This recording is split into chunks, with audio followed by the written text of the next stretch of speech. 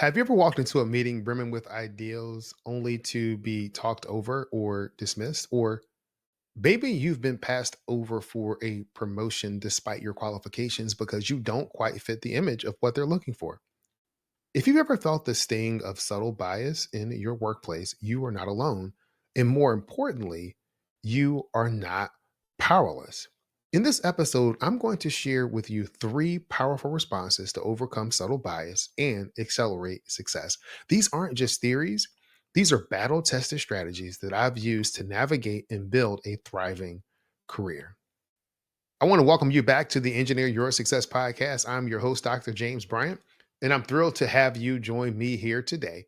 If you're new here, this podcast is all about equipping you with the tools, tips, and techniques that you need to achieve success both in your professional and your personal life.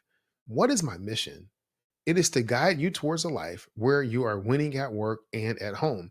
Over the past few episodes, I've been sharing personal stories from my journey, starting off with when I had to redefine success to clinging towards integrity when going after a scholarship. And today we're going to continue that trend, but the focus today is on navigating subtle bias and discrimination in the workplace. It's a topic that I believe is as relevant and challenging. And I think that my experience may be able to offer you some valuable insights for your own career paths. So let me paint this picture for you. Imagine this. I'm in my early 30s. I'm sitting across from a hiring manager for a high level position, and the interview is going great, or at least so I think that it's going great. Everybody that I'm meeting, the flow of the questions and the answers, everything is lining up for me in this role.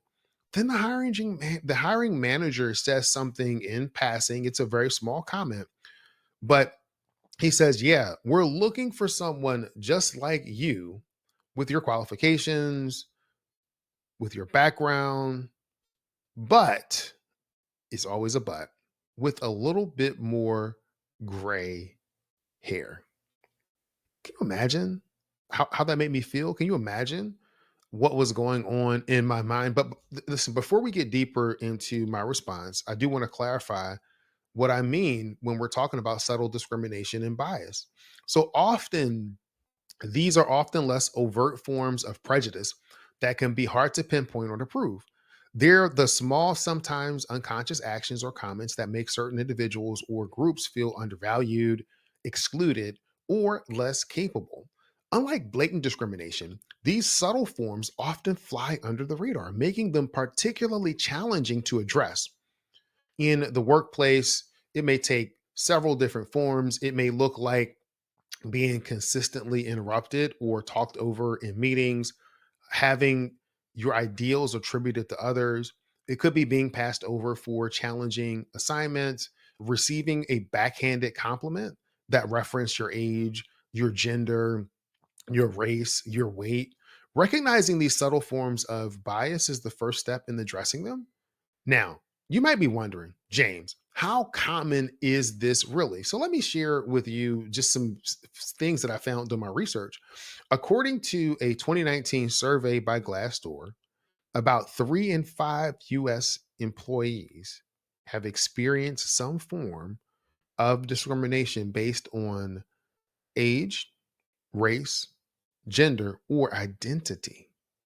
And these numbers likely underestimate the prevalence of subtle forms of bias.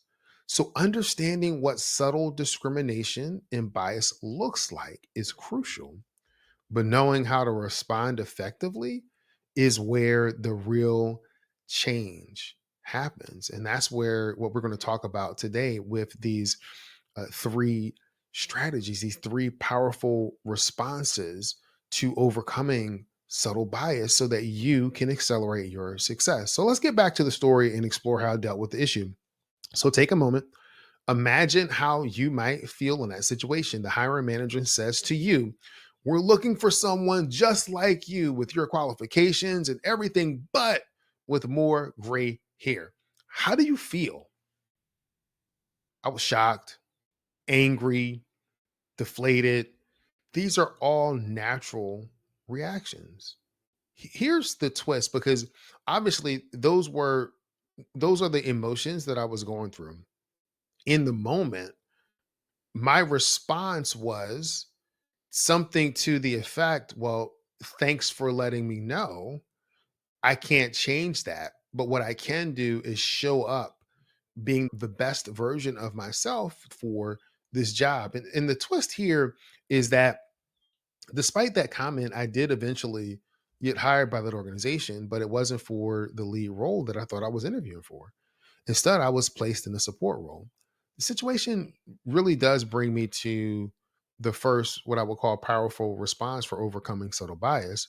And that is this: don't take it personally, even when it's personally targeted at you. I can almost hear you thinking, James, how can I not take something like that personally? Here's the key: by not taking it personally, you create space to objectively analyze the situation and to figure out how do you want to respond, and you can respond more effectively. So in my case, I took a step back and I asked myself, what's really going on here? Yes, there was a clear indication of some age bias, but I also realized something pretty important. One, I had negotiated my salary based on a higher role. I was still receiving that level of compensation for what I thought I was going to be doing. I wasn't doing, so I didn't have that responsibility. And then it was like, okay, so I can't really complain about that. So maybe it was the prestige of the role or being in that position, because sometimes, and probably at that time, part of my identity was not only tied up in salary, but also the role and saying I am the lead staff for, or I'm the director of. So I think that was part of it. But when I began to understand that about the situation, it allowed me to approach my new role strategically. I could think strategically about the program without having to deal with a lot of the administrative issues or other things that come when you are leading a group of people. So again, I was hired in that support role. I expected the lead role. There was ambiguity about who was leading a team. And yeah, initially I did feel that frustration. But this is what happened. Instead of dwelling on that perceived slight, I chose to manage my job as if I had that lead role. So what does that mean? I wasn't managing other people, but it was I took a holistic approach to how I was going to make decision and engaging the entire team and the entire program. So I started looking at, what does this look like programmatically versus the specific projects that I have? So I'll give you just an example. We're planning for upcoming board meetings.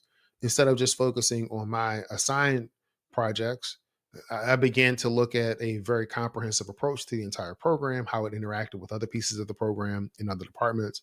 I volunteered to lead discussions, to present in meetings, to work with some of the board members on certain initiatives. And what I was doing the whole time was demonstrating my ability to strategically think about the entire program. So this approach, it did pay off for me, because within a year and a half, I was serving as the lead staff for that position. But by not taking the initial setback personally, I was able to prove my capabilities through my work and eventually achieve the position that I had originally sought. So my lesson here is, when you don't take subtle bias personally, you free yourself to focus on your performance and potential. You create opportunities to showcase your skills and value, often in ways that transcend the limitations that others try to put on you.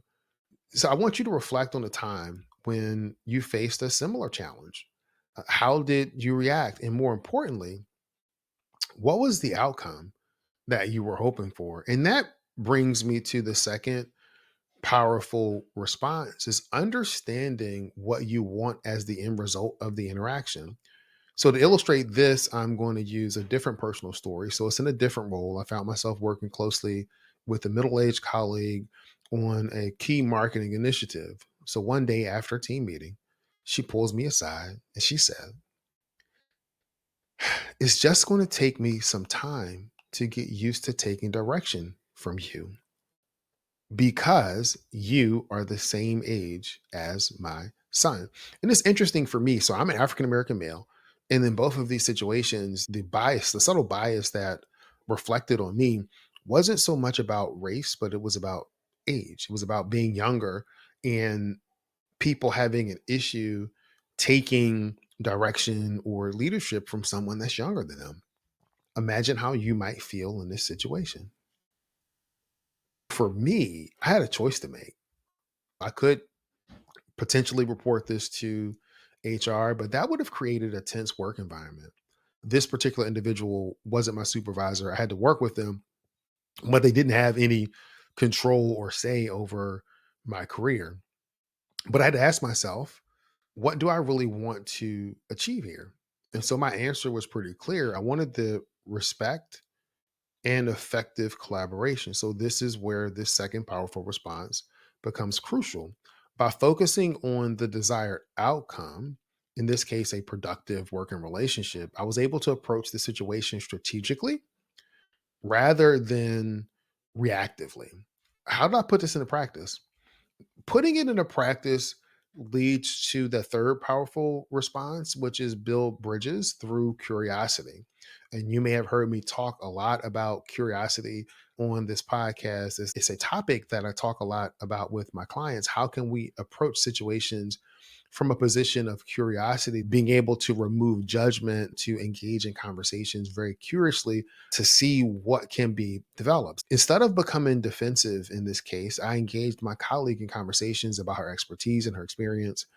I asked questions like, what strategies have you found most effective in your past marketing campaigns or communication campaigns? How do you think we could adapt those for our current project? By doing this, what I was looking to accomplish and actually did accomplish were two things. One, I demonstrated respect for her experience and knowledge. So I wasn't coming in as the young guy saying, I know better, my way is more effective, that old stuff doesn't work. No, I demonstrated respect for her experience and knowledge. But I also, number two, would be I created opportunities for a collaborative problem solving. Over time, this approach really helped to shift her perspective. And she began to see me not as someone young giving orders or giving correction or giving direction, but as a collaborative partner interested in leveraging our combined strengths. So I want you to just pause for a moment and think about a challenging workplace relationship that you've had. How might you apply curiosity to that dynamic? Or if you think about something that has happened, how could you have applied curiosity and what do you think might would have happened? By combining understanding your desired outcome and building bridges through curiosity, you do have the potential to transform divisive situations into opportunities for growth and collaboration. Of course, listen, subtle discrimination isn't always about age. I face assumptions based on my parents' race. There have been instances where I've been mistaken for wait staff at professional events, or where people were surprised to learn that I had a PhD or was pursuing a PhD, or they're surprised to know that I'm a professional engineer. In all of these situations, what I've learned is really to leverage these biases rather than to fight against them. How?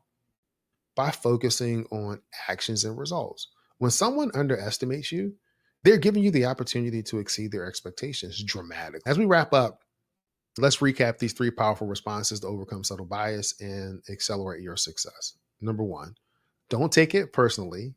Maintain objectivity to respond effectively. Number two, understand your desired outcome. What do you really want to achieve in this situation and in this interaction? Three, build bridges through curiosity. Explore different approaches and ask questions to foster understanding and cooperation. While you can't control others' biases, we can control our responses to them. By applying these strategies, you can turn challenging situations into opportunities for professional growth and success. I reflect on this when I was in corporate. These strategies helped me to achieve success because it wasn't just applying these through situations where there's subtle biases. Is when you have conflict at work, these same responses can help. Don't take it personally. Even if someone seems to be personally attacking you, don't take it personally. Think through, what's the response that I want? What do I want as a response to this interaction? And then you can use curiosity to help build a pathway for you to be able to work together with those individuals. Listen, these things have not only helped me navigate challenging situations, but they've also opened up doors and opportunities that I might have missed if I reacted defensively to bias. So here's your action step for this week. The next time you encounter a situation where you feel underestimated, overlooked, I want you to pause before reacting. Ask yourself, what outcome do I want here? Then approach the situation with curiosity. You might be surprised at how this shift in perspective can transform the interactions that you have. I want to thank you for tuning in to the Engineer Your Success podcast. I really love to hear how you apply these strategies in your own career. You can share your experiences or questions on social media. You can also send me an email at james@engineeryoursuccessnow.com. There's also a button in the show notes where you can submit your questions or any comments about the podcast. So I'm going to end this podcast like I end every podcast episode, and that's this. Many people know what to do. Fewer people know how to do it. And there is a select group of people that follow through, do it, and are living the life of their dreams. It is my desire for you to be part of that select few. This is Dr. James Bryant, your guide for winning at work and at home. And I want you to be great this week. Thanks.